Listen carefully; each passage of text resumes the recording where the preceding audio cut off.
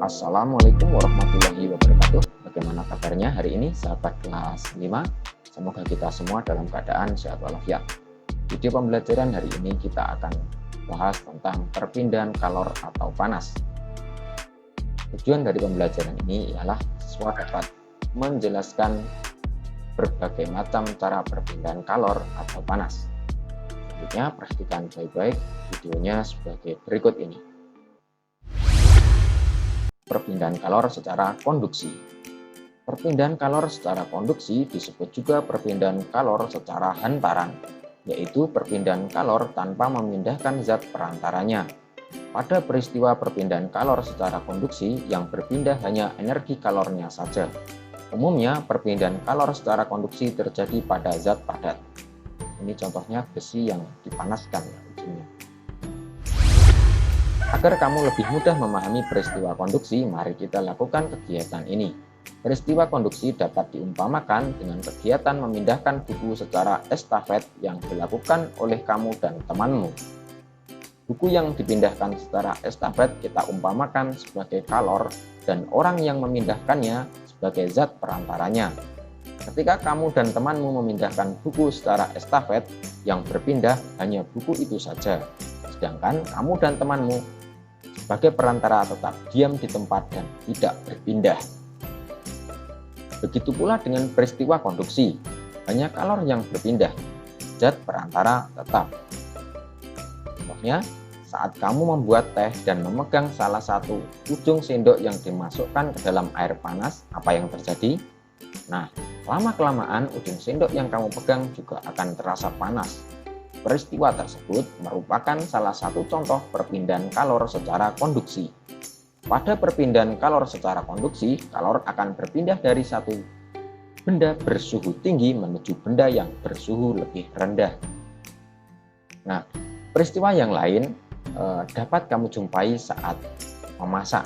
Pada saat kamu menggoreng, ujung spatula yang kamu pegang akan terasa panas walaupun ujungnya tidak bersentuhan dengan api kompor. Setrika listrik merupakan alat yang cara kerjanya menggunakan prinsip perpindahan panas secara konduksi. Ketika setrika dihubungkan dengan arus listrik, maka arus listrik akan mengalir melalui elemen pemanas. Panas dari elemen akan berpindah ke bagian alas besi setrika yang tebal. Nah, selanjutnya, perpindahan panas secara konveksi. Perpindahan kalor secara konveksi ialah perpindahan kalor yang disertai dengan perpindahan zat perantaranya. Umumnya, perpindahan kalor secara konveksi terjadi pada zat cair dan gas. Zat yang menerima kalor akan memuai dan menjadi lebih ringan sehingga akan bergerak ke atas. Saat zat yang lebih ringan tersebut berpindah ke atas, molekul zat yang ada di atasnya akan menggantikannya. Perpindahan secara konveksi dapat diumpamakan dengan kegiatan memindahkan setumpuk buku dari satu tempat ke tempat lain. Ketika kamu memindahkan buku tersebut ke tempat lain, tentu kamu akan ikut bersamanya dengan buku-buku tersebut. Jika buku-buku itu diumpamakan sebagai energi panas dan kamu adalah medianya, maka perpindahan kalor secara konveksi akan menyertakan perantaranya.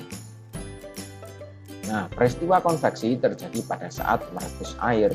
Air yang letaknya dekat dengan api akan mendapat panas sehingga air akan lebih ringan.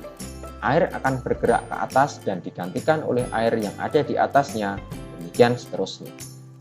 Nah, perpindahan kalor secara konveksi juga mengakibatkan terjadinya angin darat dan angin laut.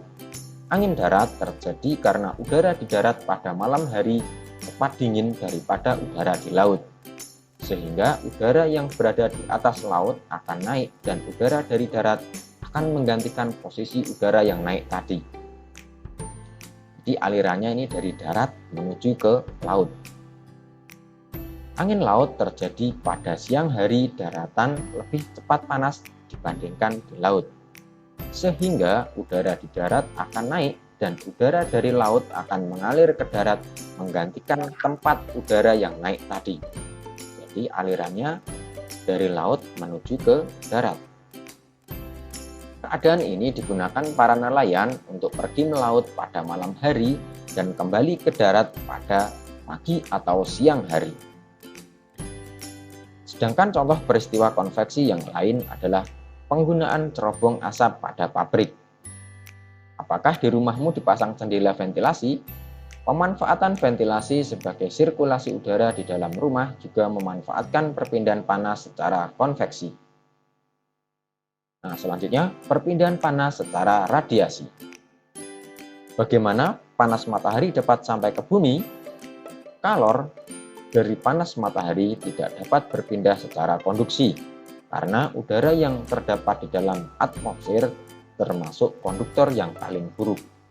Kalor dari matahari pun tidak dapat menghantarkan secara konveksi karena antara matahari dan bumi terdapat ruang hampa yang tidak menghantarkan kalor.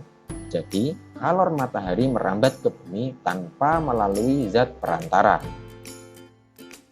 Proses perpindahan kalor yang tidak memerlukan zat perantara dinamakan radiasi.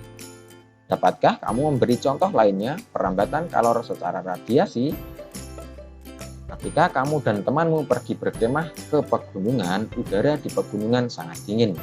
Untuk menghangatkan badan, kamu perlu membuat api unggun. Nah, panas dari api unggun tersebut dapat sampai ke tubuhmu tanpa melalui zat perantara. Perpindahan panas seperti ini dikatakan secara radiasi. Pernahkah kamu pergi keluar rumah pada siang hari yang terik dengan menggunakan baju hitam? Apa yang kamu rasakan? Ketika kamu keluar rumah pada siang hari yang terik dengan menggunakan baju hitam, badanmu akan terasa panas. Hal ini disebabkan warna hitam merupakan penyerap kalor radiasi yang paling baik. Benda-benda berwarna hitam lebih banyak menyerap kalor dan memantulkan sebagian kalor jika dibandingkan dengan benda-benda berwarna putih atau berkilap. Sebaliknya, pada malam hari, orang yang memakai baju hitam terasa lebih dingin daripada orang yang mengenakan baju putih. Tahukah kamu mengapa hal ini dapat terjadi? Hal tersebut dapat terjadi karena pemakaian yang berwarna hitam menyerap kalor yang dikeluarkan oleh tubuh. Nah, sekian kegiatan pembelajaran pada hari ini. Selanjutnya soal latihan bisa dikerjakan pada kolom deskripsi. Mohon maaf bila ada salah kata. Tetap semangat belajar. Wassalamualaikum warahmatullahi wabarakatuh. Salam literasi.